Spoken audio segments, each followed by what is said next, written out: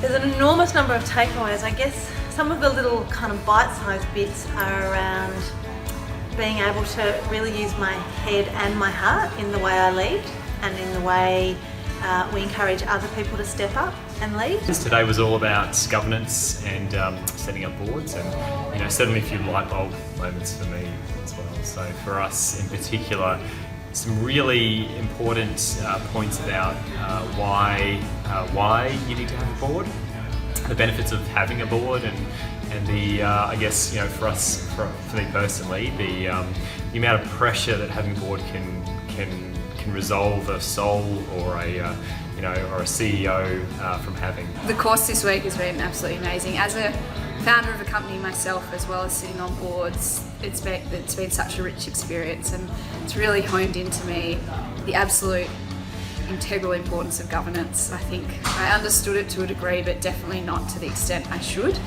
And also the importance of language when managing, I guess, a board itself, as well as management through the company as well. Confidence to walk into a boardroom knowing that I can interpret financial statements, I know what my liabilities are as a board member, and I also know about diversity and things that the board needs in general to operate effectively for an organisation. This program is going to give me the chance to think differently about how I'm acting in voluntary board positions.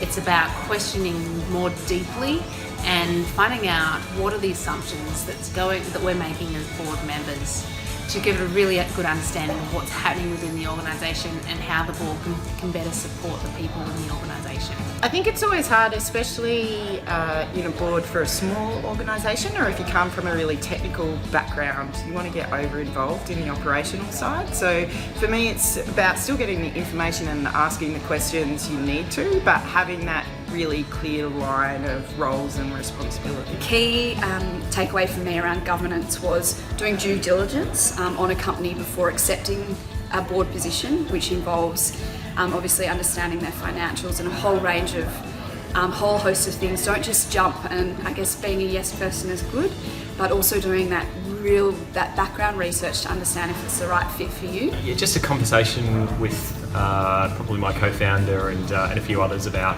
the next steps in terms of setting up a board, who we need, who's going to help us to really grow the business and help us set up a strategy for the business as well. Really liked seeing the story that came out of looking at someone else's numbers and how much you could work out about what was happening in the business or in their strategy from that. Well, to make the best decisions for an organisation, you need to have a really diverse background of people that have input and that they can then discuss those decisions that are put before the board and get the best outcome. Today's been really robust in its teaching of ratios, and while I still don't feel like I've got my head around that, I know now that I've got the tools and the framework and the templates